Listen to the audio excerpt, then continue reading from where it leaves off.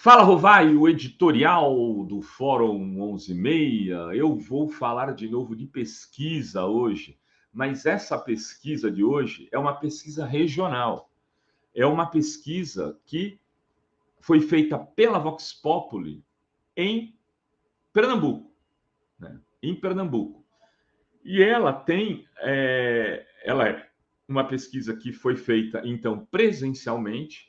Isso é importante, é diferente do IPESP, que eu li ontem, que foi por telefone. É, foram 800 entrevistados, uma margem de erro, até que alta, 3,5%, né? Um intervalo de confiança de 95%. E ela coloca, de alguma forma, por um lado, ela confirma as expectativas, né, em relação às intenções de voto do ex-presidente Lula, que aparece muito bem. Eu estou procurando aqui nos gráficos. Eu vou começar pelo governador. Vou seguir aqui a lógica da pesquisa. Primeiro, é a grande surpresa. A grande surpresa dessa pesquisa, a meu ver, é a força do Humberto Costa, do senador Humberto Costa. Ele tem, na intenção de voto espontânea, sem dizer em quem você vai votar para governador, sem dar nomes, ele aparece com 8%. E o candidato favorito do PSB, que já disse que não será candidato, que é o ex-prefeito de Recife, Geraldo Júlio, aparece com 1%. Né? Outros nomes, Raquel Lira, 1%, Miguel Coelho, 1%, que são outros candidatos. Quando o nome do Humberto Costa aparece para o entrevistado, ele vai de 31% a 38% nos cenários possíveis. No cenário com Geraldo Júlio, que é o ex-prefeito de Recife, não estamos falando de qualquer um. Um cara que ficou 8 anos no mandato de prefeito de Recife. Ele tem 31% e o Geraldo Júlio 16%. Com essa Raquel Lira, é uma candidata tucana, uma prefeita lá de uma cidade do interior, tem 14%. Né? Quando o Geraldo Júlio sai, né,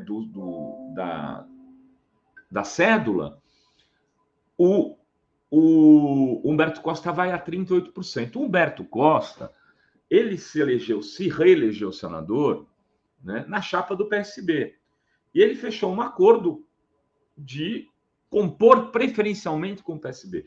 Na eleição para a Prefeitura de Recife, mais recente, inclusive, ele era contra a candidatura da Marília Reis.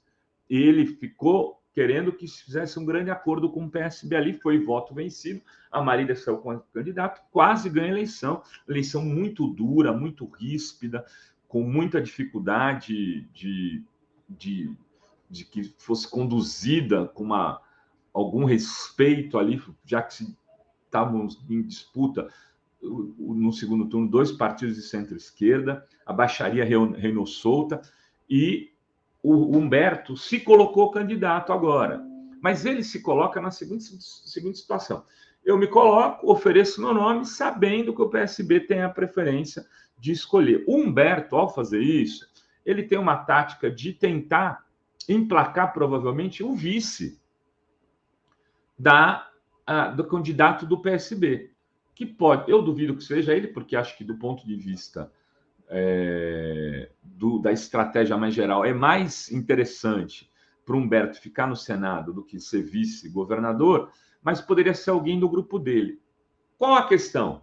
Isso mataria a candidatura da Marília Reis para o Senado. E aí, qual é a questão? A Marília Reis lidera a eleição para o Senado. Né? Lidera a eleição para o Senado.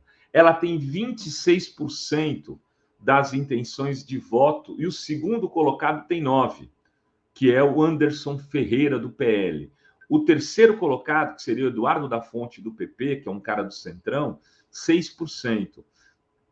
Se ela sai com o candidato do PSB para governador e a Marília Reis, de senadora, né, com apoio de todo o PSB, da estrutura, da máquina do PCdoB e tal, e alguém indica o vice, que seja o PCdoB ou outro partido, a Marília Reis provavelmente será senadora da República em 2023. A questão é que o PSB não quer isso. O PSB prefere entregar para o PT a vice do que um senador. Ele gostaria de poder fazer um senador e não ter a Marília é como uma ameaça para o futuro da hegemonia do PSB no Estado. Ela, com o mandato de senadora agora, ela terá 8 anos para poder organizar a sua plataforma política na disputa contra, né, o partido que hoje é hegemônico no Estado, que é o PSB. Então, Marília Reis é o nome que está embolando o jogo ali na composição de Pernambuco. E está embolando por quê? Porque mesmo no PT ela conta com uma oposição que é a do Humberto Costa.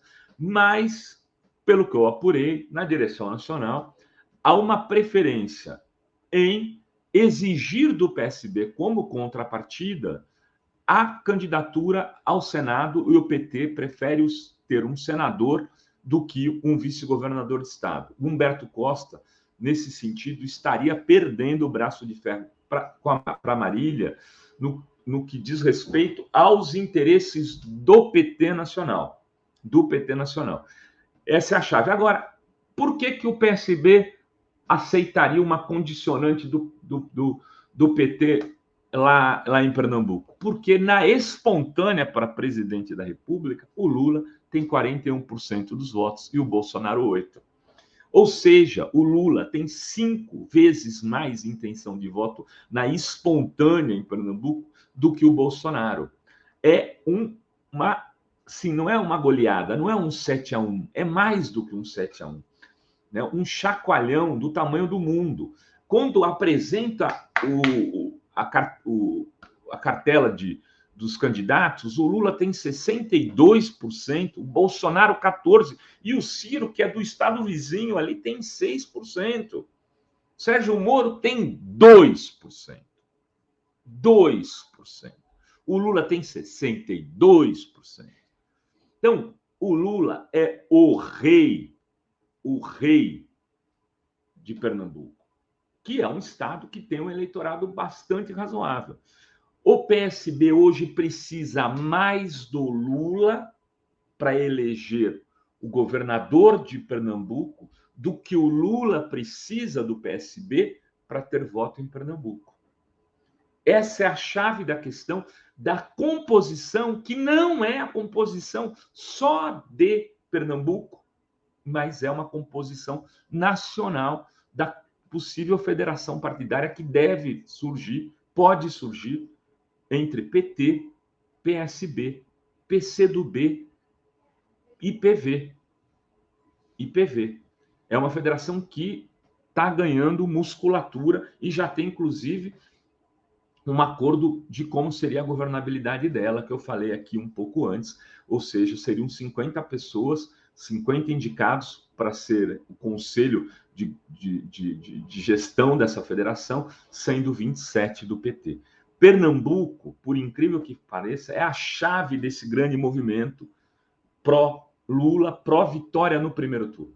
Tem outras chaves. Minas Gerais é importante, Rio de Janeiro, São Paulo, né, pelo tamanho, pela força que tem e pelos acordos que precisam ser produzidos.